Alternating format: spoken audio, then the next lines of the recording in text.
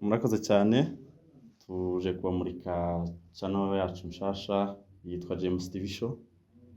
Nk'uko bisanzwe turabasaba inkunga ya subscribe, share, comment kugira ngo muzamubone ibiganiro byacu za buri munsi bigiye bitandukanye.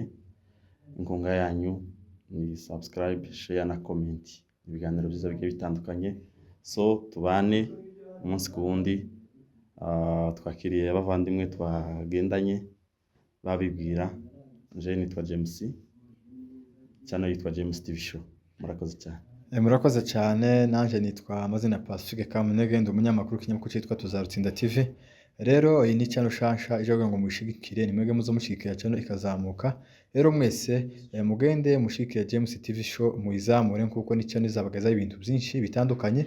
Muzagenda mubasanga, inkunga yanyu irakenewe. Mugende mushigikire, mukore subscribe na share ndetse na comment, ibintu byose bisabwa. Rero ndabana n'umuvandimwe nari aha ngaha naho yagira icyo ababwira kuri channel twaje kubamurikira nshasha, izobagaza ibintu byinshi bitandukanye. Sawa sawa, namwe murakoze. Nanje bandita ngo Kamese Muro amazina yanje.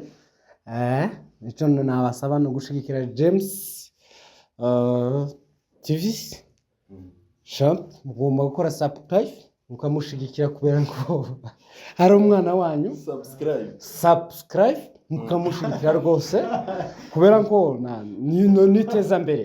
Ibyo birumvikana rwose kabisa. Nkaba mbaramukije, none se mumeze mute? Tumeze neza. Meze neza? Yego. None se nyine bino bintu mwamubijijutse mwebwe murabizi, meze bite se?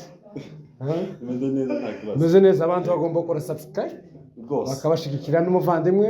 Icyo nawe twagute papa? Tuzarutsinda TV. Tuzarutsinda TV rwose kabisa, iryo zina bwize neza papa. Mu bikomeze rwose tuzabashigikira mupaka rwose.